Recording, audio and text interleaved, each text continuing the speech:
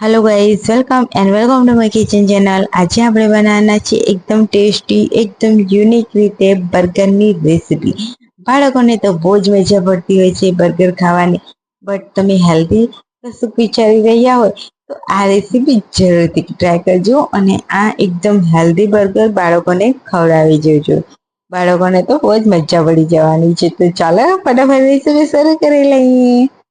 તો અહીંયા મેં એક મોટું બાઉલ લીધું છે, તેમાં આપણે એક વાટકી પૌવા આપણે એડ કરીશું અને પૌવાને આપણે સરસ રીતે ધોઈ લઈશું અને પૌવાને આપણે કોરા કરી અને આ રીતે પલાળીમાં મૂકી દઈશું। તો તેની સાઈડમાં મૂકી દઈશું। ત્યારબાદ આપણે ગેસ ઉપર કઢાઈ મૂકીશું, તેમાં તેલ એડ કરીશું, જીરું એડ કરીશું અને આપણે 1 ગ્લાસ પાણી એડ કરીશું। હવે આપણે પાણી એડ કર્યા બાદ તેમાં આપણે એડ કરીશું હાફ ટેબલ સ્પૂન મીઠું, સ્વાદ અનુસાર મીઠું એડ કરવાનું છે। ત્યારબાદ એમાં એડ કરીશું 1 વાટકી સૂજી। 1 વાટકી આપણે પાણી લીધું છે, તેની સાથે 1 વાટકી આપણે સૂજી લઈશું। હવે આપણે તેને મિક્સ કરતા રહીશું મીડિયમ ટુ લો ફ્લેમ પર અને એકદમ સરસ રીતે સૂજી છે તે એકદમ ડો ટાઈપ ના થઈ જાય ત્યાં સુધી તેને પકવી લેવાની છે। હવે આપણે એક પ્લેટમાં તેને કાઢી લઈશું। તેને આપણે પ્લેટમાં કાઢી લઈશું જેથી એકદમ સરસ રીતે ઠંડુ થઈ જાય। હવે આપણે ગેસ ઉપર કઢાઈ મૂકીશું, ફરીથી તેમાં તેલ એડ કરીશું, જીરું એડ કરીશું અને 1 વાટકી ડુંગળી એડ કરીશું। ડુંગળીને આપણે સરસ રીતે સતળા દેવાની છે અહીંયા। ત્યારબાદ તેમાં આપણે થોડા વટાણા એડ કરીશું, લીલી મકાઈ એડ કરીશું અને 1 વાટકી આપણે કેપ્સિકમ એડ કરીશું। તમારા મનપસંદ વેજીટેબલ્સ એડ કરી શકો છો તમારા અકોર્ડિંગ। જો ડુંગળી ના ખાતા હોય તો સ્કીપ કરી દેવાની। ત્યારબાદ અહીંયા મેં અડધું ટમાટર લીધેલું છે, તેને પણ આપણે ઝીણી ઝીણી ચોપ કરી અને એડ કરી મિક્સ કરી લઈશું। ત્યારબાદ અહીંયા મેં એક મોટી સાઈઝનો બટેટાને બાફીને લઈ લીધો છે, તે એડ કરી દઈશું અને બધું મિક્સ કરી લઈશું।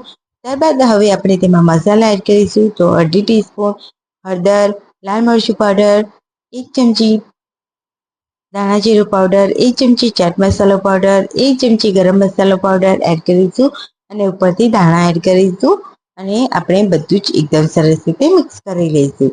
તો એકદમ સરસ એવો મસાલો આપણો તૈયાર થઈ ગયો છે। હવે આપણે જે પૌવા પલાળીને મૂકેલા હતા તેને થોડા થોડા મેશ કરી લઈશું અને આપણે જે બટાટાનું મિશ્રણ છે તેમાં આપણે એડ કરી દઈશું આ રીતે। હવે આપણે ફરીથી બધું બરાબર મિક્સ કરી લેવાનું છે। તમે બટેટા જ્યારે એડ કરો ત્યારે પણ તમે આ પૌવાને એડ કરી અને મિક્સ કરી શકો છો। અહીંયા તમે આરારોટ લોટ પણ લઈ શકો છો। જો તમારી પાસે પૌવા ના હોય તો આરારોટ લોટ લઈ અને તમે આ નાસ્તો બનાવી શકો છો। અહીંયા આપણે જે મિશ્રણ તૈયાર કર્યું તેની આ રીતે ટિક્કીઓ વાળીશું, એકદમ સરસ એવી ટિક્કીઓ તૈયાર થશે। તમારી પાસે જો આરારોટ લોટ ના હોય તો તમે ચોખાનો લોટ પણ યુઝ કરી શકો છો।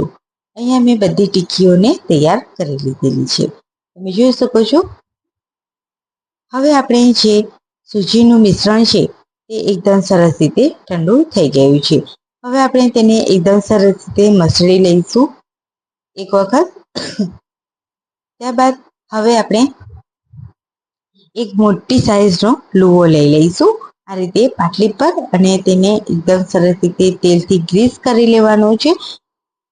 ત્યારબાદ આપણે તેને આ રીતે વણીશું। તો અહીંયા આપણે બહુ મીડિયમ ઠીક એવું વણીશું, તો બહુ જાડી નહીં બહુ પાતળી નહીં, એ રીતે આપણે આને વણી લેવાની છે એકદમ રોટલીની જેમ। તમે જોઈ શકો છો મેં અહીંયા એકદમ ઠીક એવું વણીને તૈયાર કરી લીધું છે। હવે અહીંયા મેં એક ગ્લાસ લઈ લીધી છે, ગ્લાસના મદદથી આ રીતે આપણે પૂરી તૈયાર કરી લઈશું।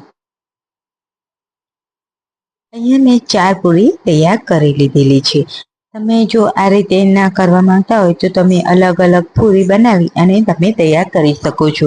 બટ અહીંયા આપણે એક મીડિયમ અને એક જ સાઈઝનો આપણો આ પૂરીનો શેપ મળી જાય તેના માટે આપણે આ રીતે બનાવ્યું છે। અહીંયા તમે જોઈ શકો છો એકદમ ઠીક એવી મીડિયમ સાઈઝ આપણે પૂરી તૈયાર કરી લીધેલી છે। હવે આપણે એક ટીક્કી લઈ લઈશું અને ફરીથી એક બીજી પૂરી લઈ લઈશું અને તેને આ રીતે ઉપરથી મૂકી દઈશું. તો તમે જોઈ શકો છો એકદમ સરસ એવું આપણું આ બર્ગર તૈયાર થઈ ગયું છે. તો આ રીતે થોડું થોડું પ્રેસ કરી લઈશું અને આપણું આ બર્ગર રેડી થઈ ગયું છે. હવે અહીંયા મેં એક ચપ્પુ લીધેલું છે, તેને આપણે આ રીતે ઉપરથી કાપા કરી લઈશું, જેથી તેનો દેખાવ છે તે એકદમ સરસ એવો આવશે તેના માટે. હવે આપણે એક કઢાઈ લઈ લઈશું, તેમાં 2 મોટા ચમચા જેટલું તેલ એડ કરીશું અને જે આપણે બર્ગર બનાવીને રેડી કરેલા છે તે આ રીતે આપણે મૂકીશું. તો અહીંયા આપણે મીડિયમ ટુ લો ફ્લેમ પર તેને બંને બાજુથી શેકી લેવાનું છે.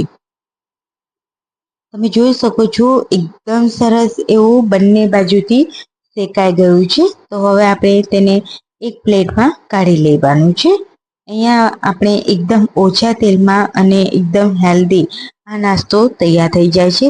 તો ફ્રેન્ડ્સ, તમને થોડી પણ રેસીપી જો પસંદ આવતી હોય તો લાઈક શેર સબસ્ક્રાઈબ કરવાનું બિલકુલ પણ ભૂલતા નહીં.